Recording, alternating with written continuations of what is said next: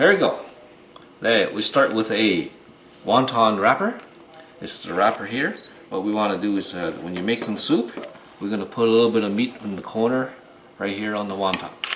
Then you want to cover it up, that piece of meat, and roll it once more so that it covers the whole meat.